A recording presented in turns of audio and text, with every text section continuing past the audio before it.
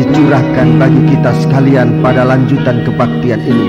Bapa di surga, kami sudah menerima berkat kasih sayang dan kemurahan-Mu yang sudah membuat kami berada dalam ruangan ini, sudah menyempatkan kami dan membawa kami melewati segala rintangan, dan kami sudah berkumpul di tempat ini. Sekarang Tuhan, curahkan rahmat dan kasih sayang-Mu dalam kami, untuk kami bisa mendengarkan firman-Mu dan hidup di dalamnya, dan jadikan kami alat-Mu dimanapun kami berada Tuhan, untuk penyembah-penyembah yang benar di hadapan hadirat-Mu, dan juga menjadi alat pendamaian, alat pemberita damai dimanapun Engkau kehendaki kami berada. Engkau kiranya tak mempercayakan berita pendamaian ini kepada kami sekalian untuk diberitakan sejauh mana Engkau menghendaki kami melakukannya Tuhan. Terima kasih. Saat ini kami akan duduk di bawah kaki Dikau, tetapi kuasa kegelapan mau menggoda, mau mengganggu kami, mau menghancurkan konsentrasi kami. Tapi kami akan panggil nama Engkau Tuhan, supaya di dalam nama Yesus segala setan dikeluarkan. Sekarang kami bersatu hati menyeru nama ini Tuhan. Di dalam nama Tuhan Yesus Kristus segala setan kami perintahkan kamu semua dalam nama Yesus pergi. Darah Yesus yang berkuasa. Sekarang Tuhan, curahkanlah urapan Roh-Mu yang suci yang menguasai kami, menolong kami untuk kami dapat memusatkan hati dan pikiran kami buat bisa mengerti firman-Mu, buat bisa hidup, mengingat dan melakukannya dalam kehidupan kami. Terima kasih Bapa. Haleluya. Dalam nama Yesus kami sudah berdoa. Haleluya. Amin.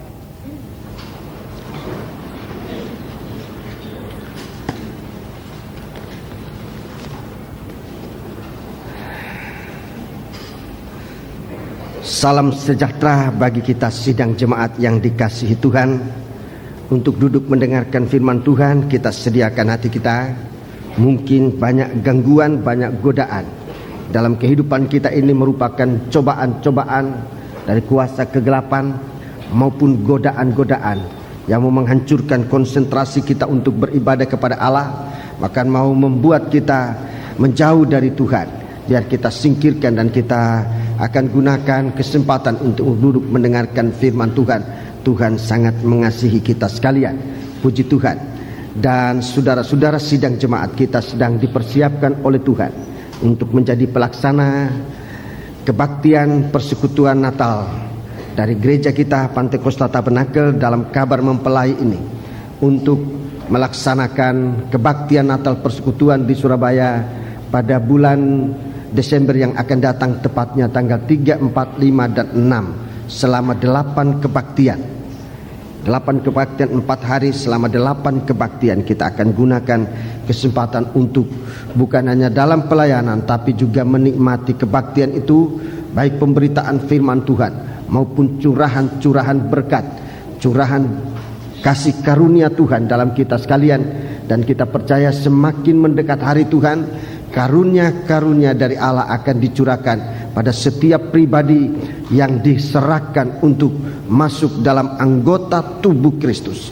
Sekarang ini Tuhan sedang melengkapi tubuhnya dengan segala bagian-bagiannya, dan dilengkapi dengan karunia-karunia untuk melakukan pekerjaan Tuhan, untuk melakukan tugas-tugas yang disediakan, dipercayakan oleh Tuhan guna menampilkan tubuh Kristus.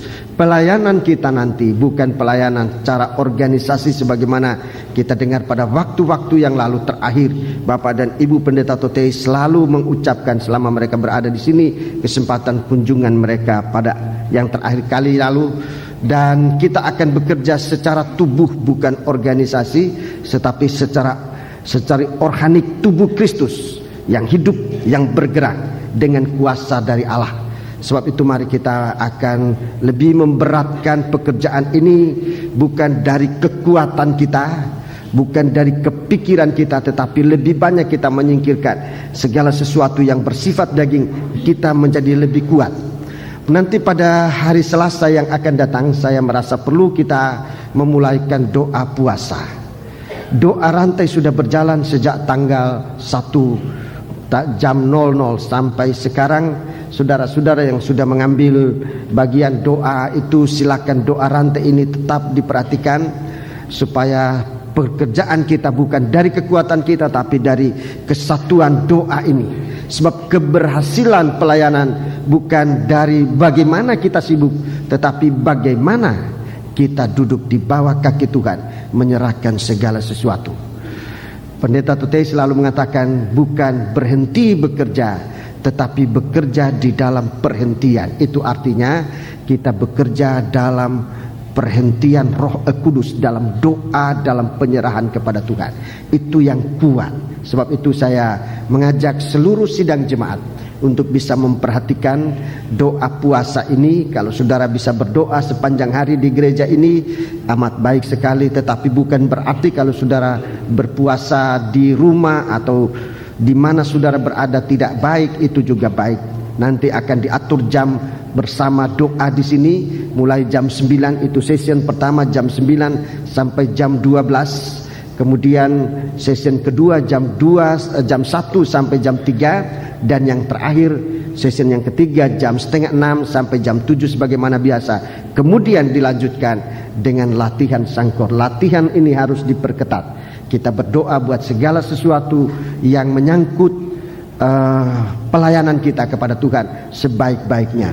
Kepada pimpinan-pimpinan sangkor musik, karena adanya beberapa jemaat-jemaat yang akan ikut dalam persekutuan ini, saya mohon untuk memperhatikan lagu-lagu itu.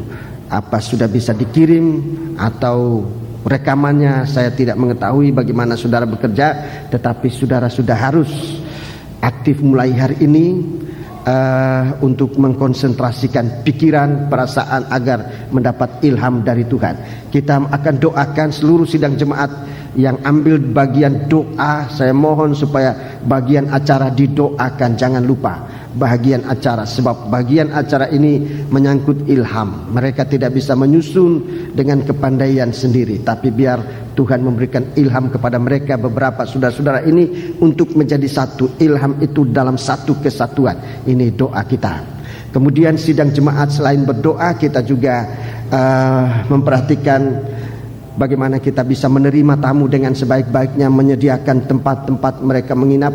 Sudah beberapa korban-korban yang diterima, kasur-kasur sudah pada masuk, dan yang lain-lain mungkin mau berbuat apa. Seandainya saudara kurang jelas apa yang saudara harus perbuat, saudara bisa menghubungi panitia, dalam hal ini BP Kabar Mempelai, ketuanya Bapak Budi Avianto. Boleh bertanya dengan kepala-kepala bidang, mereka akan memberikan penjelasan kepada saudara-saudara sekalian.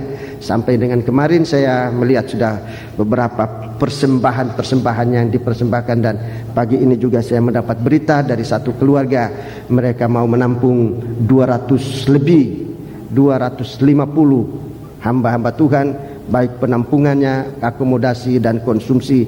Sementara dia minta didoakan supaya transportasinya juga mereka bisa lengkapi. Jadi all in, satu keluarga bisa menampung 250 hamba Tuhan dengan memberikan biaya-biaya. Saudara-saudara yang lain mungkin hanya bisa menampung seorang, setengah orang tentunya tidak bisa, seorang ya paling sedikit. Silakan. Kalau setengah orang, tentu saudara harus gabung dengan keluarga yang lain. Artinya ada yang menyediakan akomodasinya, ada yang menyediakan konsumsinya, ada yang menyediakan transportasinya. Jadi satu orang bisa dibagi 3. Tetapi hanya pembiayaannya yang dibagi 3 orangnya, tentu satu bersama kita. Saya menyampaikan kepada sidang jemaat ini, dan kalau saudara merasa aduh saya sulit untuk mengatur oleh karena banyak kesibukan di hari-hari ini, percayakan kepada panitia, saudara bisa membantu dana, dan kita memberikan kesempatan untuk dana ini yang sekecil-kecilnya pun untuk masuk dalam tubuh Kristus. Saya pernah melihat korban seseorang, uang yang ganjilnya sebab dia memberikan uang waktu itu dalam satu persembahan 700 rupiah. Saya pikir ini uangnya, hanya ini uangnya, sebab jumlah 700 ini aneh, ganjil. Seandainya dia punya uang 1000 itu dia akan kasihkan, tapi mungkin uangnya yang 1000 perak itu 300 dia ambil untuk biaya pulang atau waktu datang, sisa dari karcis bemonya itu atau karcis bisnya 700 rupiah itulah yang dipersembahkan seluruhnya. Mungkin saudara itu pulang dengan jalan kaki. Waktu itu hati saya terharu, sangat terharu. Dan begitu perhatian, seandainya saya tidak membuka kesempatan semacam ini, hanya orang yang bisa memberikan banyak yang mendapat kesempatan. Dan betapa kasihannya orang-orang yang semacam ini. Sebab itu jangan salah tafsir, jangan salah sangka kalau di dalam sidang jemaat saya selalu buka kesempatan untuk mengumpulkan saudara-saudaraku korban-korban semacam itu. Setiap minggu kita kumpulkan korban-korban semacam itu. Tetapi dalam pengalaman justru korban ini sangat diberkati oleh Tuhan, sehingga kita sudah dipakai oleh Tuhan pada waktu-waktu yang lalu. Bagi saudara-saudara yang merasa tergerak untuk ambil bahagian ini, silakan secepatnya. Jika melihat situasi sekarang, kemungkinan untuk kebaktian Natal persekutuan dari gereja kita akan berakhir tahun ini. Sebab direncanakan kita akan meningkatkan persekutuan ini, bukan lagi nanti di kebaktian Natal, tapi akan kita tingkatkan pada kebaktian Paskah. Dan kebaktian Paskah itu berarti kebaktian kematian Tuhan untuk memperingati hari kedatangannya sudah dekat. So, setiap kali perjamuan suci kita dengar, setiap kali kamu makan, kamu minum, kamu memperingati kematianku sampai aku datang, sampai Tuhan datang kembali. Dari beberapa hamba-hamba Tuhan sudah memberi masukan kepada kami untuk memikirkan supaya kebaktian persekutuan di tahun-tahun mendatang tidak lagi pada hari Natal, tapi pada hari Paskah. Namun segala sesuatu hanya apa yang menjadi kehendak Tuhan, itu yang kita lakukan.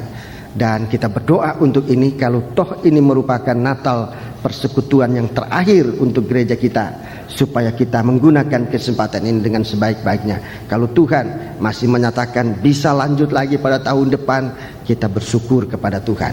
Jangan salah tangkap pengumuman saya ini, tetapi saudara bisa mohon pengertian dari Tuhan apa yang dimaksudkan oleh Tuhan dengan sungguh-sungguh. Jadi seandainya kesempatan ini terakhir, kita gunakan. Dan kalau Tuhan masih berkemurahan menambah kesempatan untuk kita tahun berikutnya, kita akan tetap melakukannya. Dan jagalah kepercayaan Tuhan yang mempercayakan kita untuk melaksanakan kebaktian-kebaktian persekutuan ini, sebab ini merupakan berkat khusus bagi kita sidang jemaat Johor dan Lemah Putro selama bertahun-tahun ini. Dan beberapa kali pelaksanaan dilaksanakan di tempat lain, tapi sesungguhnya hati dari jiwa-jiwa, dari hamba-hamba Tuhan berseru, Om kenapa tidak di Surabaya? Jadi hati mereka sesungguhnya sudah terikat dengan Surabaya. Tetapi saya juga harus memikirkan kepentingan tubuh yang lain, anggota bagian tubuh yang lain yang berada di daerah-daerah. Namun kalau kita selidiki dan dengar suara mereka, sebetulnya mereka tetap mempercayakan kepercayaan lewat Tuhan, kepercayaan Tuhan lewat mereka untuk kita melakukan pelayanan persekutuan semacam ini.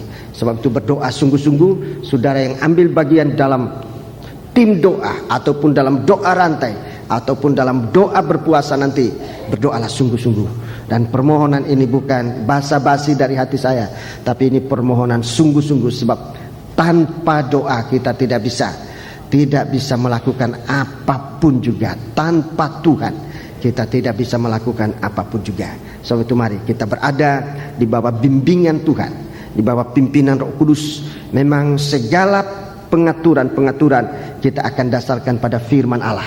Sebab itu saudara-saudara yang ingin melibatkan diri dalam kegiatan ini dalam bentuk apapun, menerima tamu, berkorban dana, berkorban doa, rajinkan diri untuk mendengarkan firman Tuhan. Sebab dan firman Tuhan ini merupakan komando untuk apa yang kita lakukan. Saudara-saudaraku, dari saya sendiri, saya ingin mengosongkan diri supaya tidak ada sesuatu yang mengganjal untuk pemberitaan firman Allah. Sebab firman Allah merupakan komando bagi kita, nafiri yang ditiupkan, yang harus didengar jelas oleh setiap anggota sidang jemaat agar berangkat sama-sama berangkat, berhenti sama-sama berhenti, dan berpesta sama-sama berpesta, berperang sama-sama berperang, dan kemenangan di pihak kita. Puji Tuhan. Wahyu pasal yang ke-10. Kitab Wahyu pasal yang ke-10. Kitab Wahyu pasal yang ke-10. Kita akan membaca kitab Wahyu pasal yang ke-10. Silakan saudara membuka Alkitab saudara. Kitab Wahyu pasal yang ke-10.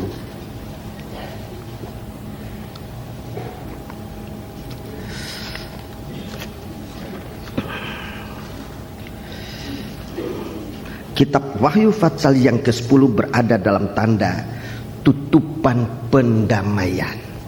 Itu berarti kita berada dalam naungan Tuhan. Tutupan pendamaian dengan disebutkan 7 percikan darah. Tutupan pendamaian ini tidak bisa dilepaskan dengan 7 percikan darah yang kita sudah mulai mendengarkan pada kesempatan yang lalu. Kita akan ikuti ini dengan sebaik-baiknya pada hari-hari yang akan datang ini, sebab penguraian ini sangat penting untuk kita nikmati bersama. Puji Tuhan.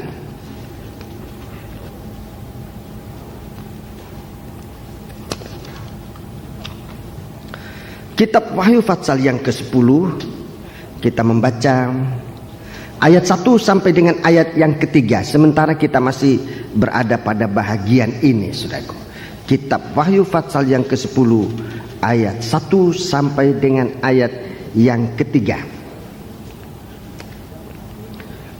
Dan aku melihat seorang malaikat lain yang kuat turun dari surga, berselubungkan awan, dan pelangi ada di atas kepalanya, dan mukanya sama seperti matahari, dan kakinya bagaikan tiang api. Terus dalam tangannya ia memegang sebuah gulungan kitab kecil yang terbuka. Ia menginjakkan kaki kanannya di atas laut dan kaki kirinya di atas bumi. Dan ia berseru dengan suara nyaring, sama seperti singa yang mengaum. Sama seperti singa yang mengaum. Dan sesudah ia berseru, ke-7 guru itu memperdengarkan suaranya. Jadi kita mengarah kepada ini, saudara. Suara yang akan diserukan mengguruh. 7 guru akan mendengarkan, akan memperdengarkan suaranya. Dan saudara-saudaraku, suara dari 7 guru ini disimpulkan dalam sebuah kalimat yang tercatat, yang tertulis dalam ayat yang ke-6. Tidak akan ada penundaan lagi. Tidak akan ada penundaan lagi. Ini isi dari 7 guru itu, saudara-saudaraku. Tidak akan ada penundaan lagi. Jadi ini berarti waktunya sudah sangat singkat. Apa yang kita harus lakukan sekarang ini adalah tetap berada dalam naungan Tuhan Yesus Kristus.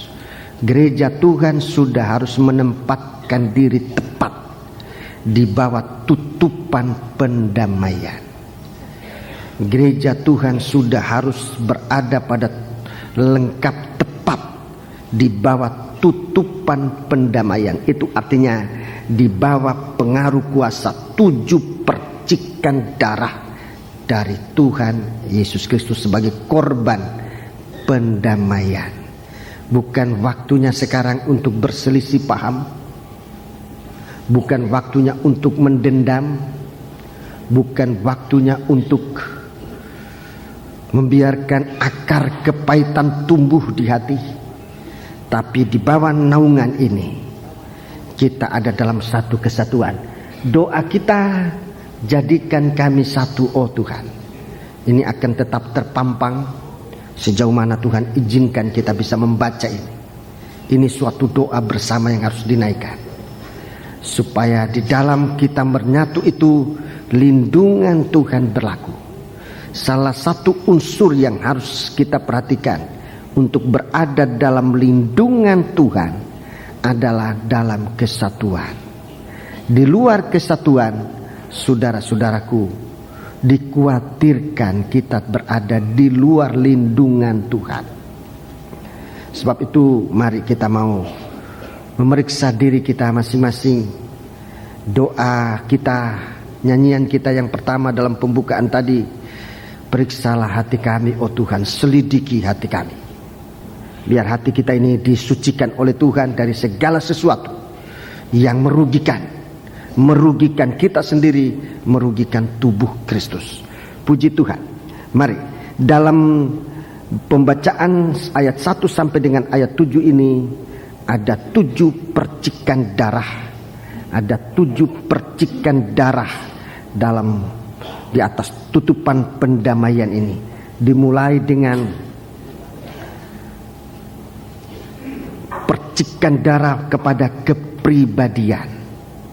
Memang ini perlu diperhatikan. Kepribadian kita membuat kita bisa nyatu atau bisa terpisah. Dalam penyatuan ini kita tidak bisa mempertahankan kepribadian kita, tabiat, kelakuan, solah, tingkah, apalagi yang cenderung kepada egois. Tidak bisa kita menyatu. Kepribadian semacam ini harus dipercik oleh darah. Jadi Tuhan mulai akan melindungi kita. Dari mana kepribadian kita? Kepribadian kita yang egois itu tidak bisa berada dalam tubuh Kristus. Dan itu bukan maksudnya Tuhan. Di dalam kitab Kejadian pasal yang kedua,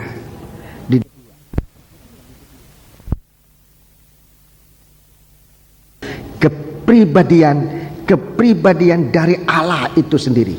Kitab Kejadian pasal yang kedua. Kita membaca ayat yang ke-18. Kitab Kejadian pasal 2 ayat yang ke-18. Di sini Tuhan menanamkan kepribadiannya kepada manusia. Tuhan sudah membentuk manusia itu secara lengkap dan sudah menerima roh yang menghidupkan. Tapi dalam ayat 18 Tuhan menanamkan kepribadian Allah di dalam manusia. Ayat yang ke-18. Tuhan Allah berfirman. Ya, Tuhan Allah berfirman. Tidak baik kalau manusia itu seorang diri saja. Dengarkan baik-baik. Tidak baik manusia itu hidup seorang diri. Ini bukan cuma, banyak kali ini ayat hanya digunakan untuk, oh kalau begitu saya mau kawin. Ini banyak kali diterjemahkan hanya sejauh itu. Oh kalau begitu makanya harus kawin, jangan seorang diri. Banyak kali ayat ini diterjemahkan hanya sejauh itu. Coba ulangi. Tuhan Allah berfirman, tidak baik kalau manusia itu seorang diri saja. Tidak baik manusia itu hidup seorang diri. Jadi tanpa masyarakat, tanpa kesatuan. Tidak baik manusia itu egois. Itu bukan kepribadian Allah. Ini musuh dari persekutuan. Egois. Tidak baik manusia itu seorang dirinya. Terus Aku akan menjadikan penolong baginya. Aku akan menjadikan penolong baginya yang sepadan dengan dia. Yang sepadan, yang serasi. Ini bicara tentang tubuh Kristus. Ini bicara tentang tubuh Kristus yang berkepribadian seperti Allah itu sendiri. Tidak memikirkan diri sendiri. Dan itu bukan kesatuan. Kalau masing-masing egois, tidak mungkin. Tidak mungkin terjadi suatu kesatuan. Egois adalah musuh terbesar dari persekutuan. Sebab itu Tuhan menjadikan manusia ini tidak seorang-orang dirinya. Begitu manusia lahir ke dunia, manusia punya kepribadian. Dan kepribadian manusia nyata. Bahwa manusia ini sangat egois. Kita lihat pada manusia yang baru lahir, seorang bayi. Perhatian suka ditujukan kepada dia. Seorang bayi di dalam keluarga merupakan pusat perhatian seluruh anggota keluarga. Tanpa dia sadar, dia sudah menyerap begitu banyak perhatian orang untuk dirinya. Itulah manusia. Menjadi lebih besar, menjadi anak-anak, kepribadian egois ini lebih nyata. Kalau kehidupan itu egois, itu kehidupan anak-anak. Kalau kehidupan rohani kita masih tidak mau didewasakan, Mau tidak mau kehidupan itu akan egois, gampang tersandung, tapi gampang menyandung orang. Itu egois. Gampang tersandung, gampang menyandung orang, tidak mau dengarkan nasihat orang. Semua dia yang benar. Kita lihat aja anak-anak kecil. Itu kehidupan yang tidak dewasa, yang belum bisa masuk dalam suatu kesatuan. Tabiat semacam ini kalau dibawa nanti sampai dewasa, masuk dalam nikah, nikahnya pasti tidak akan bahagia. Sebab dalam nikah tidak mungkin, tidak bisa mempertahankan tabiat kanak-kanak itu. Sebab itu nasihat saya selalu kepada mempersiapkan nikah, salah satu syarat untuk menikah dewasa. Dewasa rohani, dewasa ekonomi, dewasa umur. Itu harus diperhatikan oleh setiap calon mempelai. Kedewasaan, selalu saya bicara soal itu. Sebab dalam nikah kekanak-kanakan itu suatu penderitaan buat suami, buat istri, penderitaan buat keluarga itu. Sehingga harus dewasa umurnya untuk berpikir matang, dewasa rohaninya, dewasa ekonominya. Ini tidak bisa ditinggalkan, diabaikan begitu saja. Sebab manusia ini tidak bisa hidup, tidak baik manusia itu seorang-orang dirinya. Di dalam nikah, di dalam persekutuan, kalau kita masing-masing menuntut supaya kita menjadi sentral, kita menjadi pusat, segala sesuatu untuk kita, tidak akan pernah terjadi suatu persekutuan, apalagi yang disebutkan tubuh Kristus. Dalam Filipi pasal 2, Filipi pasal yang kedua, dalam perjanjian baru kita mendengar ini yang disebutkan sepadan atau sejodoh. Sejauh mana dikatakan sepadan atau sejodoh? Ini kepribadian Tuhan yang dikuasai oleh Roh Kudus akan membuat kita menjadi suatu kehidupan yang dibahagiakan oleh Tuhan itu sendiri. Filipi pasal yang kedua, Filipi pasal yang kedua, mulai ayat yang pertama. Di sini kita melihat bagaimana Tuhan ingin memasukkan kepribadiannya, dan ini buat kita perlu lewat percikan darah. Artinya sakit buat daging. Kalau di dalam nikah masing-masing memikirkan bagaimana saya dilayani, itu berarti nikah itu sudah berada di ambang kehancuran. Tinggal selangkah lagi bisa hancur, betul-betul berantakan. Tapi kalau di dalam nikah memikirkan masing-masing bagaimana bisa melayani, itu artinya memperhatikan orang lain, maka nikah itu akan diikat oleh Tuhan menjadi satu kesatuan yang bahagia. Mari kita baca ayat 1. Jadi karena di dalam Kristus ada nasihat. Ya, dalam Kristus itu ada nasihat, ada penghiburan kasih, ya, ada persekutuan roh, iya, ada kasih mesra, iya, dan belas kasihan. Karena itu sempurnakanlah sukacitaku dengan ini. Iya, perhatikan. Hendaklah kamu sehati sepikir. Wah, ini sejodoh ini. Sehati sepikir. Hendaklah kamu sehati sepikir. Ini perjuangan dalam nikah. Suatu kesatuan yang paling kecil. Suami dan istri. Belum kita nanti masuk dalam kesatuan tubuh yang begitu banyak. Mulai dari suami istri yang mulai dengan saling mengatakan kasih itu. Sekarang bagaimana? Kamu katakan kasih, buktinya sehati sepikir.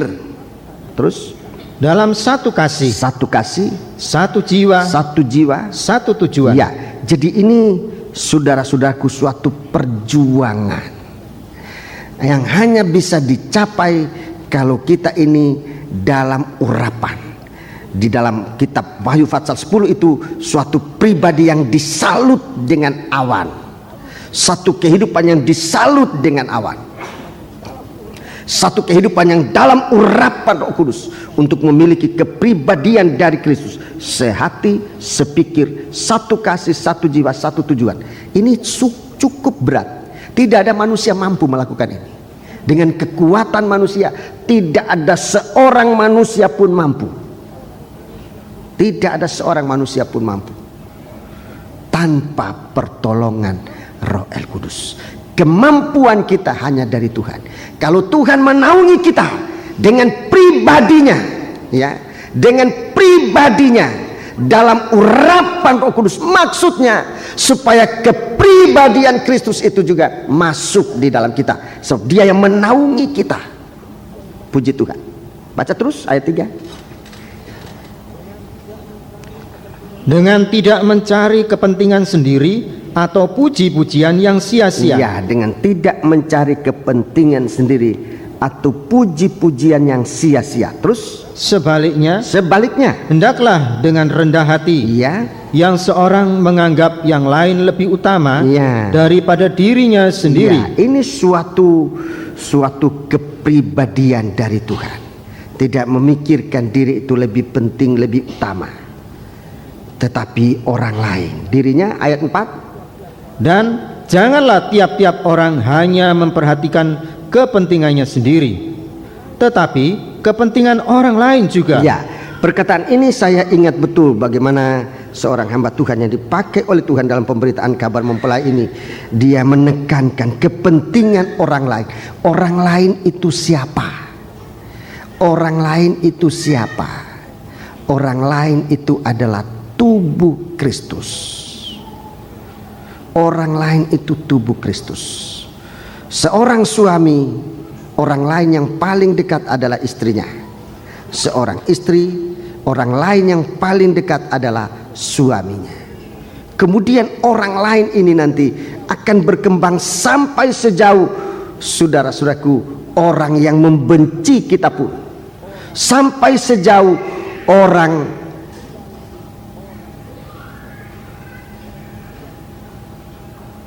yang tidak senang kepada kita sekalipun.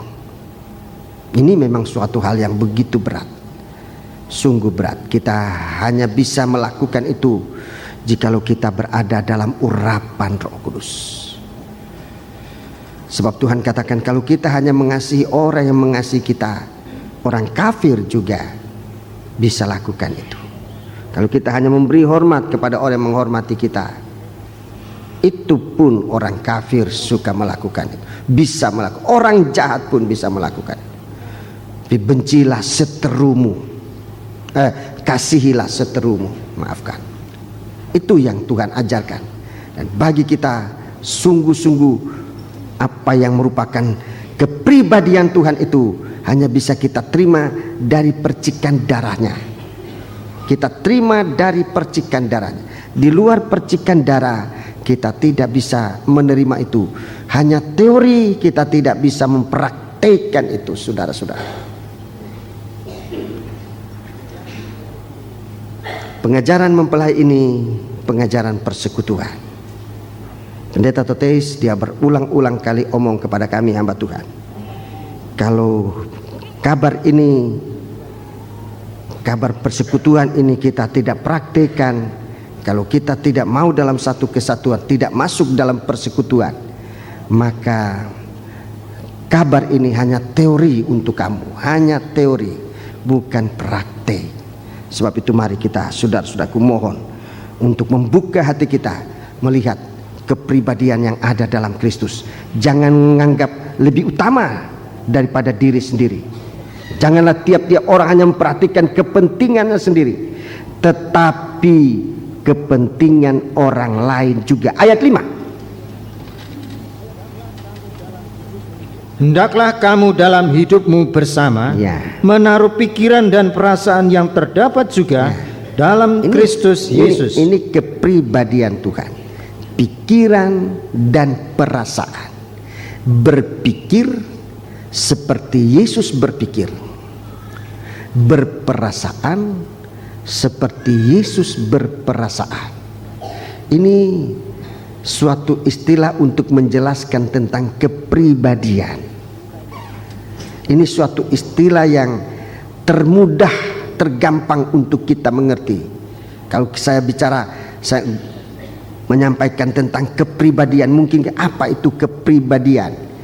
Secara gampangnya, berpikir seperti Kristus berpikir, berperasaan seperti Yesus berperasaan. Dan di dalam Alkitab lebih banyak kita makan firman Allah dari Alkitab ini. kepribadian Tuhan ini, sifat tabiat Kristus, pikiran Kristus, perasaan Kristus akan diserap masuk di dalam kehidupan kita, merubah tabiat kita yang tadinya tidak baik menjadi tabiat seperti Kristus, berpikir seperti Kristus berperasaan. Ayat 6. Yang walaupun dalam rupa Allah tidak menganggap kesetaraan dengan Allah itu sebagai milik yang harus dipertahankan, iya, melainkan telah mengosongkan dirinya sendiri dan mengambil rupa seorang hamba dan menjadi sama dengan manusia. Terus, dan dalam keadaan sebagai manusia, ia telah merendahkan dirinya dan taat sampai mati, bahkan sampai mati di kayu salib. iya, sampai mati di kayu salib.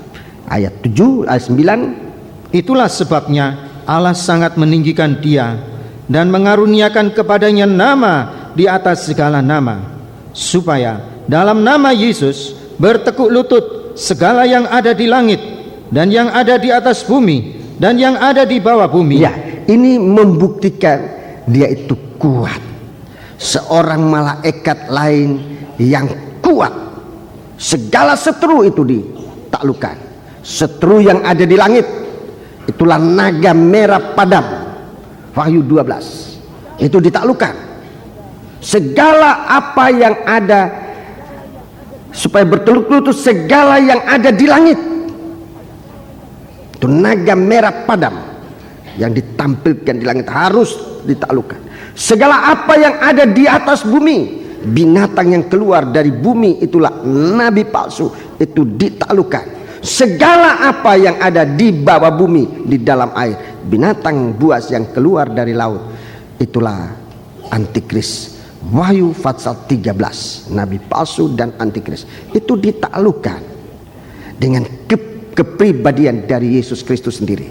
Kemudian ayat 11, dan segala lidah mengaku, dan segala lidah mengaku Yesus Kristus adalah Tuhan, iya, bagi kemuliaan Allah Bapa. ya, bagi kemuliaan Allah Bapa. Puji Tuhan. Jadi ini suatu kehidupan yang menaungi kita. Kalau kita berada dalam naungan, dalam kepribadian ini, kalau gereja Tuhan berada dalam kepribadian dari Yesus Kristus, gereja Tuhan itu dinaungi. Gereja Tuhan itu dinaungi. Kalau nikah kita berada dalam naungan ini, di bawah kepribadiannya Yesus, suami berada di bawah kepribadian Yesus, berpikir seperti Yesus berpikir, berperasaan seperti Yesus berperasaan, begitu juga istri, begitu juga anak-anak. Ini rumah tangga dinaungi oleh Tuhan, sebab dia tutupan pendamaian. Nikah ini ditutupi oleh Tuhan, dinaungi oleh Tuhan. Rumah tangga ini dinaungi oleh Tuhan. Gereja ini dinaungi oleh Tuhan. Terjadinya sengketa, selisih dan sebagainya, itu oleh karena di dalam hati kita ada daging yang hidup. Yakobus, surat Yakobus, kita baca pasal pertama. Surat Yakobus pasal yang pertama. Mari kita perhatikan ini kehidupan di luar kepribadian Tuhan. Mari kita baca ayat 12. Berbahagialah orang yang bertahan dalam pencobaan. Ya, berbahagialah orang yang bertahan dalam percobaan. Sebab apabila ia sudah tahan uji, ia akan menerima mahkota kehidupan yang dijanjikan Allah kepada barang siapa yang mengasihi Dia. Ya, percobaan di sini merupakan suatu percikan darah. Percobaan di sini merupakan percikan darah atas daging. Saudara, supaya daging ini tidak hidup menurut pikiran dan perasaannya sendiri. Berbahagialah orang bertahan dalam percobaan, artinya rela masuk dalam percikan darah. Ayat 13. Apabila seorang dicobai, Ya, janganlah ia berkata, pencobaan ini datang dari Allah. ya, pencobaan ini datang dari Allah. Sebab Allah tidak dapat dicobai oleh yang jahat. Ya, Allah tidak dapat dicobai dengan yang jahat. Dan ia sendiri tidak mencobai siapapun. Jadi pencobaan itu datangnya dari setan. Pencoba itu namanya setan. Tapi kalau Tuhan mengizinkan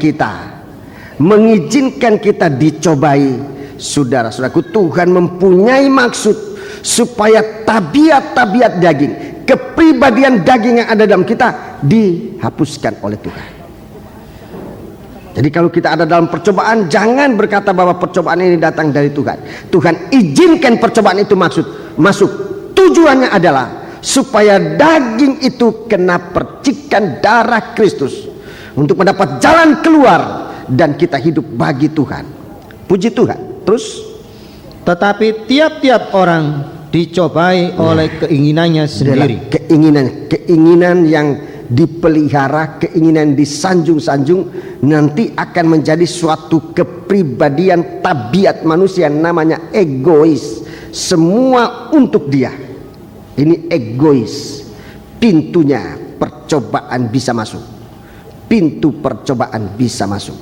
Keinginan manusia itu, pintu percobaan bisa masuk dalam kehidupan. Tiap-tiap orang dicobai oleh keinginannya sendiri. Terus, karena ia diseret, diseret dan dipikat olehnya. Diseret dan diikat.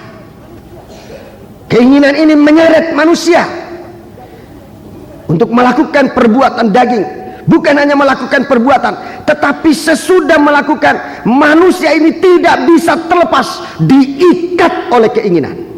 Diseret dan diikat oleh keinginan manusia. Diseret dan diikat oleh manusia.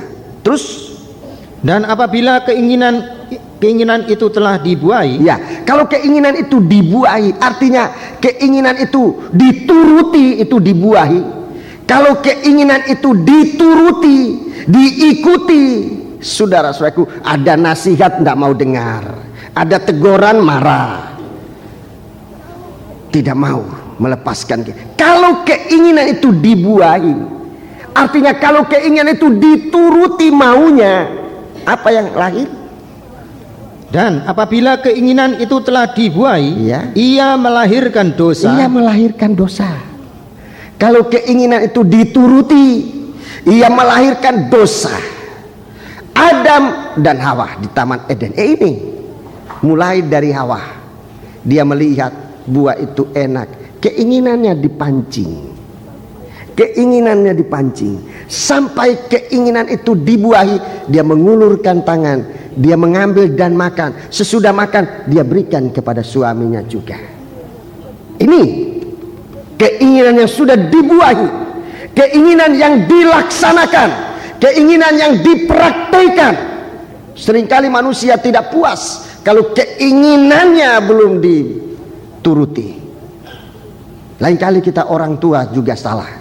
Keinginan anak yang kita sudah tahu tidak benar, kita tetap ingin, kasihan, nanti dia hanya ikut mata orang lain ini.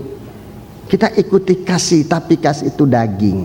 Itu kasih daging yang buahnya adalah dosa. Dia akan melahirkan dosa. Terus, dan apabila dosa itu sudah matang, apabila dosa itu matang, dosa itu tumbuh, ya. Dosa itu tumbuh. Buahnya itu mulai dari buah yang masih mentah. Kalau dibiarkan makin lama, dosa itu makin tua, makin keras. Kalau buah itu sudah matang, ia melahirkan maut. Ia melahirkan maut. Di situ manusia tidak mampu lagi keluar. Dia melahirkan maut. Sebab itu sudah kita lihat bagaimana prosesnya manusia ini akan sampai kepada kehancuran. Tuhan datang untuk menaungi kita. Dia tinggalkan surga. Dia seorang malaikat, tapi Tuhan katakan dia malaikat lain, malaikat yang kuat, turun dari surga. Dia datang ke dalam dunia ini, saudara-saudara, untuk menolong kita.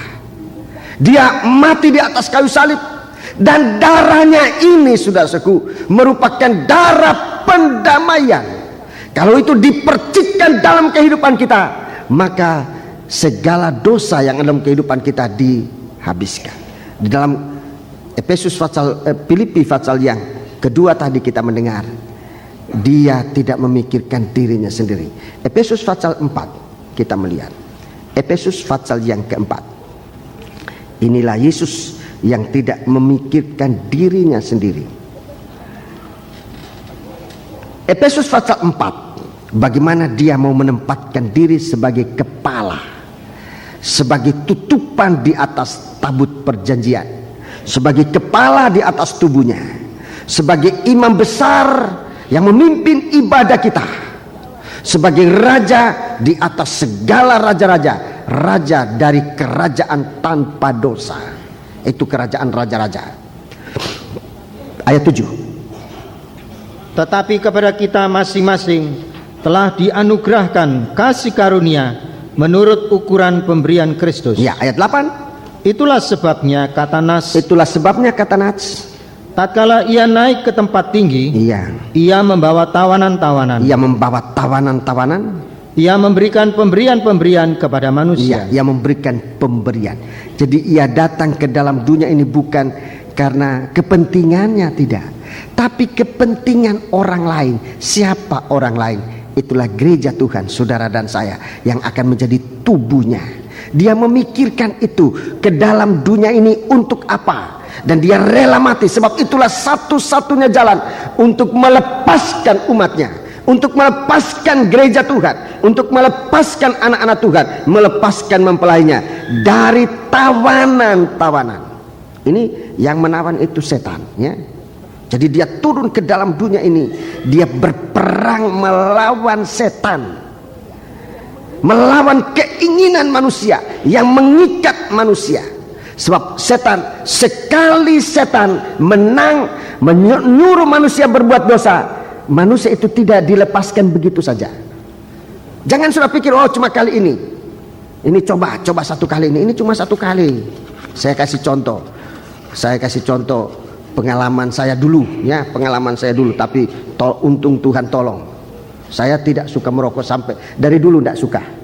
Saya coba belajar, sebab ya ini dicoba-coba coba rokok ini rokok itu, suruh coba, tapi memang Tuhan berkemurahan kepadaku, tidak ada satupun yang menang, sebab Tuhan memberikan pertolongan. Tapi caranya setan ini coba dulu. Lain kali kita pikir sekali coba kita terlepas, tapi kalau kita lihat caranya setan bekerja, sekali kita berbuat dosa, dia tidak mau lepaskan. Jangan pikir hanya cukup sekali ini, jika Tuhan tidak menolong, tidak cukup sekali itu, akan berulang untuk kedua kali. Tidak cukup untuk kedua kali, akan berulang untuk ketiga kali, sampai manusia ini benar-benar terikat. Ayatnya Yesaya pasal yang ke-14. Saya tunjukkan ayatnya, saudaraku, supaya jangan bermain-main dengan dosa. Seringkali dosa ini dibuat permainan, seperti anak kecil mempermainkan kelereng. Dosa bukan permainan, saudaraku. Dosa itu benih maut. Dia akan melahirkan maut, saudara-saudaraku. Jadi dosa sekecil apapun juga, kalau itu merupakan benih, itu adalah benih maut. Jadi kalau saya tadi bicara soal rokok, saudara-saudaraku, saya tidak bermaksud untuk nyinggung-nyinggung, tidak. Tapi saya bicara kalau di situ ada benih ikatan, itu akan melahirkan maut. Sebab ikatan itu akan membuat manusia tidak bisa terlepas dengan kekuatan sendiri. Kitab Nabi Yesaya pasal yang ke-14. Kitab Nabi Yesaya pasal yang ke-14. Kita baca secara lengkap saja dari ayat 12. Wah, engkau sudah jatuh dari langit, hai bintang timur putra fajar. Ya, bintang timur itu harusnya bintang kejora. Hei bintang kejora. Jadi lebih bagus kita gunakan istilah bintang kejora, ya. Hei bintang kejora, Lucifer ini.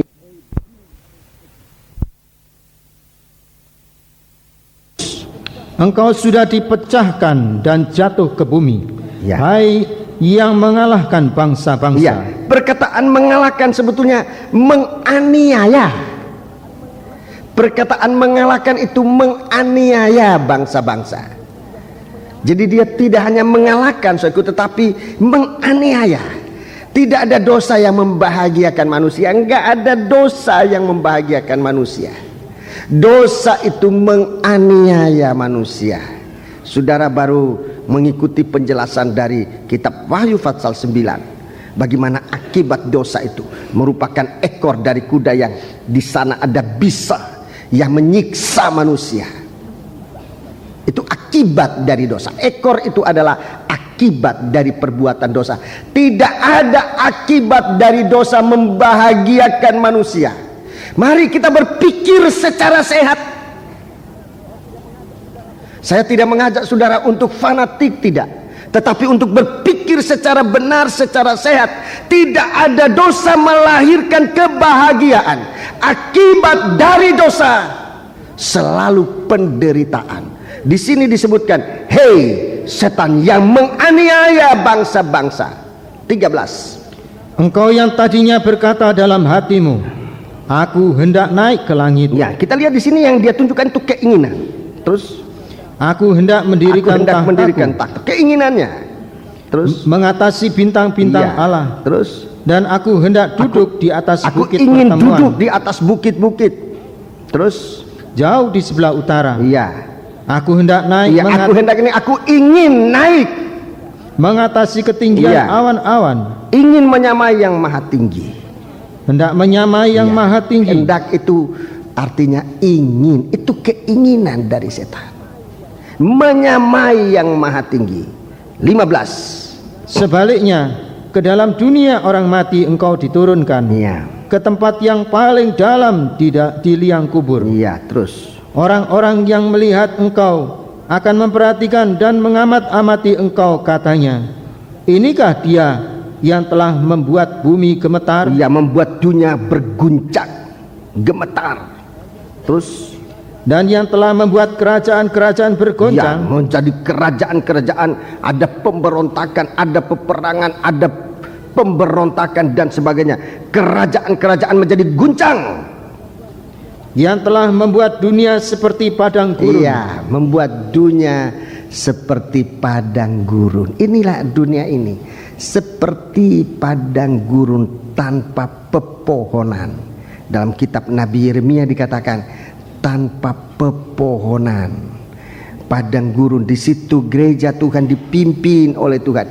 Di situ bangsa Israel dipimpin oleh Tuhan dalam pengalaman kematian. Setan yang membuat segala sesuatu seperti padang gurun. Terus, dan menghancurkan kota-kotanya. Perhatikan ayat terakhir ini, yang tidak melepaskan orang-orangnya yang terkurung pulang ke rumah. Orang tawanannya sekali berbuat dosa, dia akan mengurung manusia. Dia akan menawan manusia itu sampai manusia ini lupa Tuhannya nomor satu. Perhatikan saya. Dia akan mengurung manusia itu sampai dia tidak ada hubungan dengan Tuhan nomor satu. Ini nomor satu. Dia akan putuskan hubungan manusia ini dengan Tuhan. Itu yang dia lakukan untuk mengurung manusia ini. Dia punya strategi, dia punya siasat itu hebat sekali, saudara. Lebih dahulu manusia ini dipisahkan dengan Tuhan. Lebih dahulu, saudara-saudara. Mengapa? Sebab kalau manusia itu masih ingat Tuhan, manusia itu masih bisa terlepas. Itu sebabnya lebih dahulu hubungan manusia dengan Tuhan diputuskan. Begitu manusia berbuat dosa, nomor satu, dia lari dari Tuhan. Ini nomor satu. Kita harus jaga itu, saudara. Siasat dari setan, dia memutuskan hubungan manusia dengan Tuhan, melupakan Tuhan sama sekali. Saya kenal seorang hamba Tuhan, dipakai oleh Tuhan, sangat dipakai oleh Tuhan, sangat dipakai oleh Tuhan. Dan satu waktu saudaraku, dia menengking setan itu yang merasuk seorang anggota jemaat. Dia menengking, dia setan itu keluar, tapi sambil keluar setan itu mengancam. Dia katakan, saudara, ini hamba Tuhan ini, engkau sekarang kuat, tapi satu waktu aku akan muncul lagi. Aku akan muncul lagi. Dan saat itu kamu akan jatuh. Dan dia jelaskan muncul dalam bentuk apa. Entah beberapa waktu lalu hamba Tuhan ini lengah. Lengah. Benar, setan itu datang. Setan itu datang. Dan dia menjatuhkan hamba Tuhan ini. Sesudah dia jatuh, dia menyesal. Ada rekan hamba Tuhan menyatakan, kamu kan sudah dikasih ingat. Iya, waktu itu saya lupa sama Tuhan. Lupa. Waktu dia berbuat dosa itu, hubungannya dengan Tuhan diputuskan. Jaga ini, saudaraku. Itu sebabnya kalau kita ini kebaktian, ada 3 macam kebaktian, rasanya tidak terlalu banyak. Almarhum pendeta Injono, juga pendeta Totei selalu mengatakan itu minimal. Sebab antara waktu-waktu itu kita bisa putus hubungan dengan Tuhan dan setan ini masuk. Sebab yang pertama-tama dia lakukan adalah memutuskan hubungan manusia dengan setan. Kalau itu putus, kemudian dia akan putuskan hubungan antara dalam keluarga dari orang yang dia paling kasihi lebih dahulu. Anak bisa meninggalkan ayahnya, ayah bisa meninggalkan anaknya. Istri bisa menyangkal atau meninggalkan suaminya, suami bisa meninggalkan atau menyangkal istrinya. Dan ini cara dari iblis untuk memutuskan hubungan. Kemudian sampai manusia itu bukan hanya memutuskan hubungan dari orang yang dia kasihi, sampai satu waktu manusia itu lupa dirinya, lupa Tuhan, lupa orang yang dia kasihi, lupa dirinya sendiri. Kalau manusia itu sudah lupa dirinya sendiri, sudah tidak ada kemungkinan manusia itu bisa terlepas. Itu sebabnya bagiku sebagai seorang hamba Tuhan, kalau seorang berdosa itu masih mau datang dengar firman Tuhan, itu satu kesempatan besar untuk bisa menolong saudara itu, apapun dosanya. Tapi kalau dia masih mau datang dengar firman Tuhan, inilah uluran tali Allah, uluran tangan Allah dengan tali kasihnya untuk menyeret kembali kepada Tuhan. Sebab setan sudah punya rencana, sekali manusia berbuat dosa, dia tidak ingin lepaskan manusia itu kembali ke rumah. Dia tidak ingin lepaskan. Jadi kalau anak Tuhan itu masih mau kembali kepada Tuhan, dalam cerita Injil Lukas pasal 15, saudara melihat di sana ada 3 macam cerita tentang menemukan kembali. Betapa pesta besar terjadi waktu seekor domba terhilang dari 100 ekor domba. Seekor domba terhilang, menemukan yang seekor. Di pesta besar terjadi di surga. Waktu sekeping perak dari 10 perak hilang, sekeping perak, waktu ditemukan, pesta besar terjadi. Waktu seorang anak hilang, meninggalkan ayahnya, waktu anak itu kembali, pesta besar terjadi. Sebab Allah merasakan itu suatu kemenangan atas setan. Setan pada dasarnya dia tidak mau melepaskan tawanannya itu kembali. Dan untuk mengembalikan tawanan itu, satu-satunya cara adalah Allah mengutus anaknya yang tunggal datang ke dalam dunia ini, turun dari sorga ke dunia ini, turun dari sorga ke dalam dunia ini untuk melepaskan segala orang-orang tawanan ini.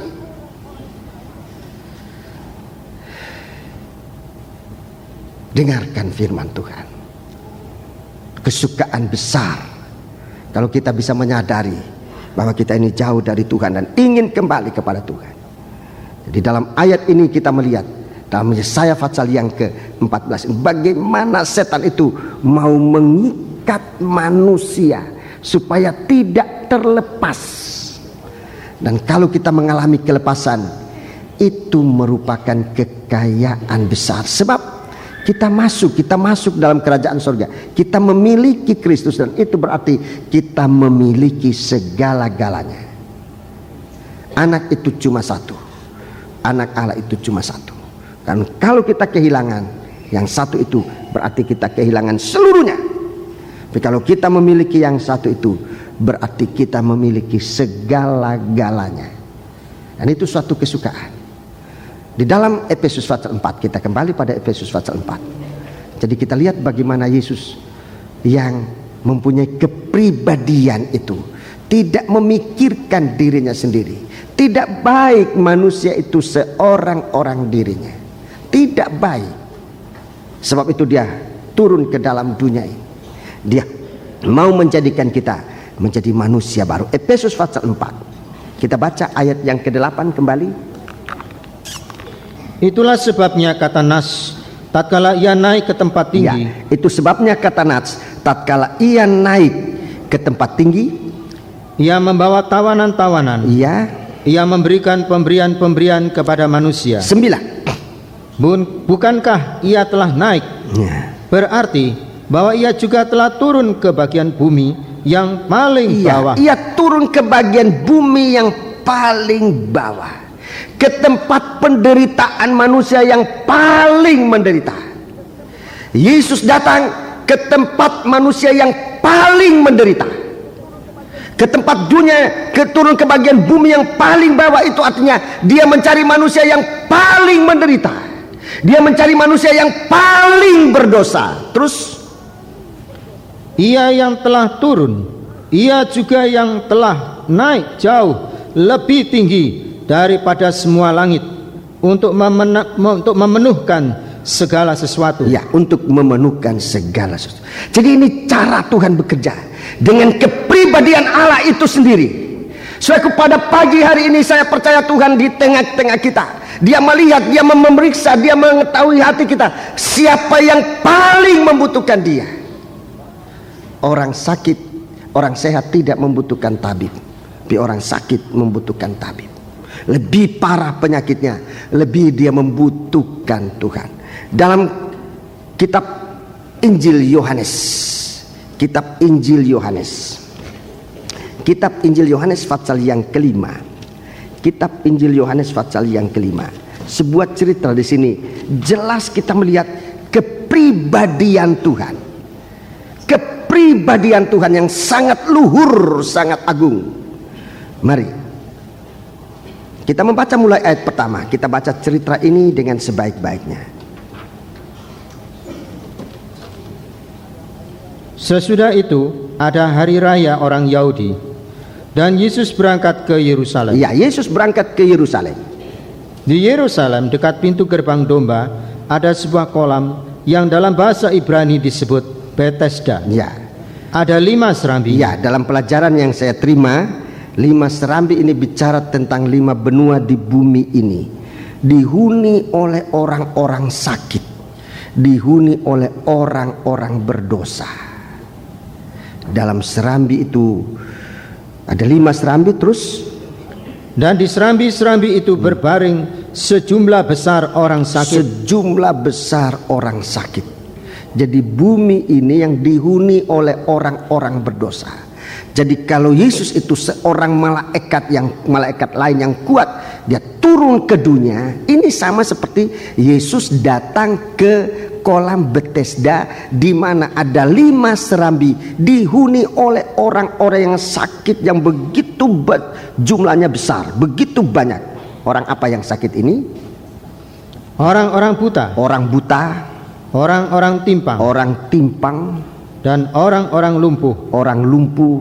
Yang menantikan goncangan air kolam itu. Iya, menantikan goncangan. Jadi disebutkan di sini orang-orang yang tidak mungkin untuk bisa mendahului semua orang-orang itu. Orang buta. Ini saya bicara dulu secara jasmaninya. Orang buta baru mau cari jalan sudah kedahuluan. Belum dapat jalan, orang lain sudah masuk di kolam. Orang lumpuh juga begitu. Orang timpang juga begitu. Selalu ini orang-orang yang ketinggalan. Ini mempunyai arti rohani, sebab ini tidak hanya bicara secara zaman, tapi lebih rohani. Pengertian rohani itu lebih dasar. Orang buta di dalam Alkitab adalah orang yang tidak mengerti firman. Ini buta. Orang yang tidak mengerti firman. Orang yang tidak mengerti firman. Orang lumpuh, orang yang tidak punya kegiatan, rohani. Ini lumpuh. Orang yang tidak dalam kegiatan rohani lumpuh. Ibadahnya lumpuh, pelayanannya lumpuh. Ini orang lumpuh. Orang timpang, dia bisa jalan tetapi tidak normal.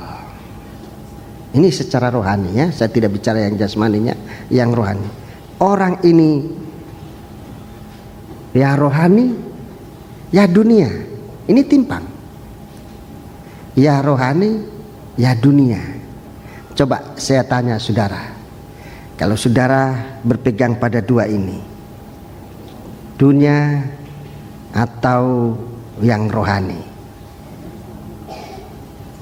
pada umumnya manusia lebih berat mana?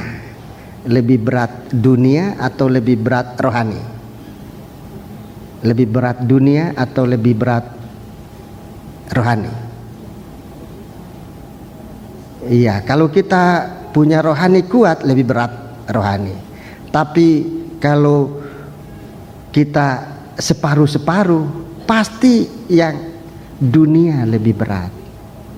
Tidak usah jauh-jauh. Umpamanya pagi ini ada pertandingan tinju Mike Tyson. Wah, bukan cuma orang laki-laki yang tidak datang ke gereja, orang perempuan juga banyak yang di TV.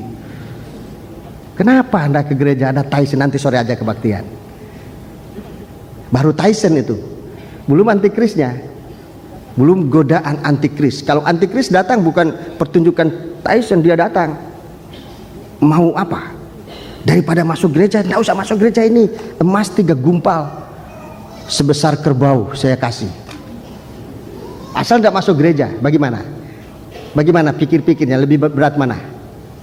Kalau jam yang sama, di Bandung saya pernah kasih contoh itu. Di rumah ini ada pemberitaan firman, di rumah sebelah ada orang bagi-bagi uang. Pokoknya siapa datang, tidak usah banyak-banyak, 5 juta. Kira-kira saudara kemana? Mampir dulu? Anak Tuhan kan cerdik, mampir dulu, habis itu baru. Tetapi sudah sampai di sini, pendeta sudah, demikianlah firman Tuhan, berbahagialah dan puji Tuhan, haleluya, amin. Pulang, baru masuk, tidak dapat berkat. Ini itu namanya timpang. Pelayanan yang timpang. Ini penyakit rohani. Jadi ini yang ditulis, yang disebut ini yang tidak mungkin mendahului orang lain. Kalau kehidupan rohani semacam ini, kehidupan rohani yang selalu ketinggalan. Maafkan saudara-saudara yang secara tubuhnya tidak seperti saudara-saudara yang lain. Saya tidak bermaksud untuk menghina saudara, tidak. Tuhan tahu penderitaan saudara. Tapi yang lebih parah dari saudara adalah penyakit secara rohani. Orang semacam ini selalu ketinggalan. Selalu ketinggalan, tidak pernah bisa maju. Sementara Tuhan datang begitu cepat, dia pasti ketinggalan. Baca terus ayat 4. Sebab sewaktu-waktu turun malaikat Tuhan ke kolam itu dan menggoncangkan air itu. Iya. Barang siapa yang terdahulu masuk ke dalamnya, sesudah goncangan air itu menjadi sembuh, apapun juga penyakitnya. Iya, jadi begitu minim, saudaraku. Siapa yang terdahulu, berarti perlombaan ini siapa yang nomor 1, hanya dia yang disembuhkan, hanya dia yang diselamatkan. Dan coba saudara bisa bayangkan bagaimana nasibnya orang buta, orang timpang, orang lumpuh yang selalu ketinggalan ini. Dia tidak akan pernah merasakan pertolongan Tuhan. Begitu dia nyemplung, orang lain sudah lebih dahulu, tidak menerima kesembuhan. Ada firman, ada apa, tidak bisa menyembuhkan dia. Sebab apa? Sebab ketinggalan. Dia tidak bisa mendahului yang lain. Mari, ayat yang ke-5. Di situ ada seorang yang sudah 38 tahun lamanya sakit. Ya, di situ ada orang yang 38 tahun lamanya sakit. Ketika Yesus melihat orang itu berbaring di situ, dan karena ia tahu bahwa ia telah lama dalam keadaan itu, berkatalah ia kepadanya, "Maukah engkau sembuh?" Maukah engkau sembuh? Tuhan sekarang dengan belas kasihan, dia datang, dia mencari siapa?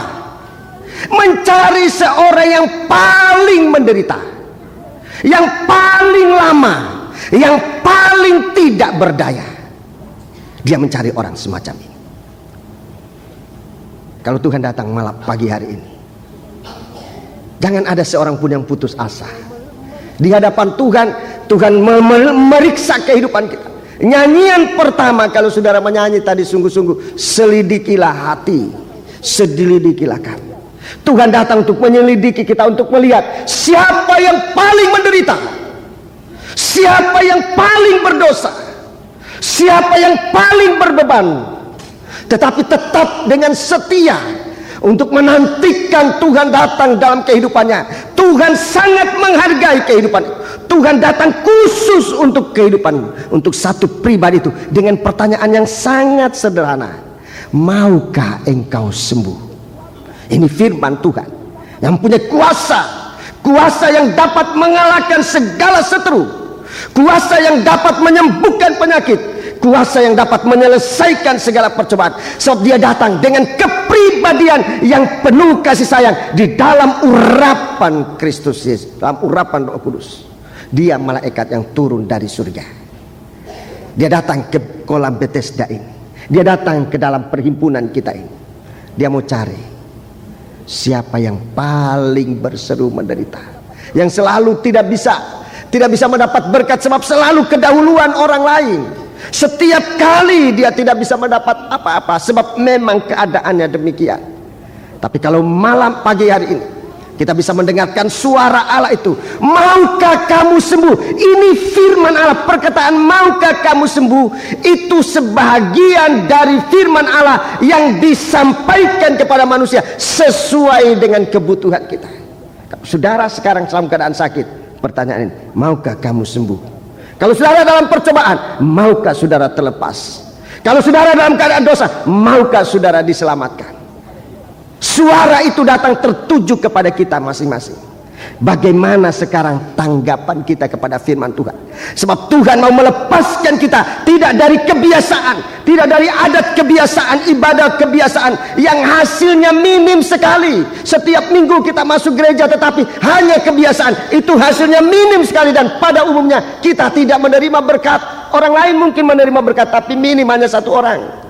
Tapi pagi hari ini Tuhan datang mau menghamburkan segala karunia-karunia pertolongan Tuhan itu bagi kita sekalian. Dalam surat Efesus tadi, dia datang melepaskan tawanan-tawanan dan memberikan karunia-karunia, kesembuhan bagi yang sakit, pertolongan bagi yang dalam percobaan. Apapun kita berada, kalau saja kita bisa mendengar suara Allah, kalau saja kita menempatkan diri kita di bawah suara Allah ini, maukah engkau sembuh bagi yang sakit? Maukah engkau terlepas bagi yang dalam percobaan? Maukah engkau diselamatkan bagi yang berdosa? Dalam keadaan apapun juga Tuhan berfirman bagi kita sekalian. Tundukkan kepala. Haleluya. Tunjukkan hatimu kepada Tuhan. Saya tidak ingin memperpanjang uraian saya, tapi dengan kepribadian Tuhan yang datang bagi kita, yang sudah menghampakkan diri, dia tidak merasa melebihi, dia tidak merasa rugi untuk meninggalkan kerajaan surga, turun ke dunia untuk mati tersalib. Tapi dia rela untuk mencari siapa? Dia mencari yang paling menderita. Haleluya. Dia mencari yang paling menderita. Jangan ada yang putus asa di sini. Sementara keselamatan ditawarkan kepada kita.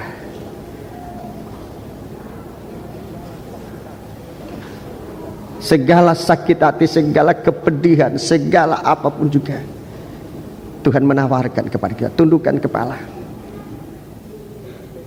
Mari kita menjaga diri kita. Mungkin di antara saudara-saudara ada yang paling menderita. Haleluya. Haleluya. Haleluya. Haleluya. Bagi yang merasa paling menderita, saudara bangkit berdiri, datang berdiri di depan sini. Datang di depan sini. Haleluya. Berdiri saja. Angkat tanganmu kepada Tuhan. Yang paling berbeban berat. Haleluya, haleluya. Ya Rama-lama Kalawasa. Dia ada di sini. Haleluya, haleluya. Tunjukkan dirimu kepada Tuhan. Haleluya. Di tempat saudara berada, saudara bisa berdiri, saudara bisa berlutut, silakan. Sebagaimana saudara ingin menyatakan dirimu kepada Tuhan. Haleluya. Haleluya, haleluya, haleluya. Haleluya, haleluya. Haleluya, haleluya. Engkau malaikat utusan Tuhan, malaikat lain yang kuat yang turun ke bumi Tuhan. Haleluya. Ya Rama-lama Kalawasa. Haleluya, haleluya. Inilah kami orang berdosa Tuhan. Haleluya. Inilah kami yang paling menderita karena sakit, karena cacat, karena kekurangan, karena paling miskin dan paling menderita di antara manusia. Tuhan, kami sekarang ada di sini. Haleluya. Haleluya, haleluya, haleluya. Haleluya, haleluya. Saudara-saudara kami yang ada di depan ini Tuhan. Haleluya, haleluya. Haleluya, haleluya, haleluya, haleluya. Haleluya, haleluya. Kami menyembah Engkau Tuhan. Kami memuji Engkau Tuhan. Pagi hari ini Engkau melawat kami Tuhan, melewati firman-Mu yang sudah Engkau nyatakan Tuhan. Kami mau sembuh Tuhan. Kami mau Engkau lepaskan dari segala macam masalah kami Tuhan. Pagi hari ini kami mohon ampun kepada Engkau Tuhan. Sucikan kami lewat darah-Mu ya Tuhan. Untuk kami boleh dilepaskan, kami boleh mengalami kuasa-Mu Tuhan. Kami boleh mengalami kuasa kebangkitan-Mu. Oh Tuhan, ada di dalam kami, dan kami mau memuliakan Engkau Tuhan. Oh terima kasih Tuhan, buat kasih-Mu yang begitu besar, kasih yang agung, kasih yang rela berkorban bagi kami. Oh terima kasih Tuhan.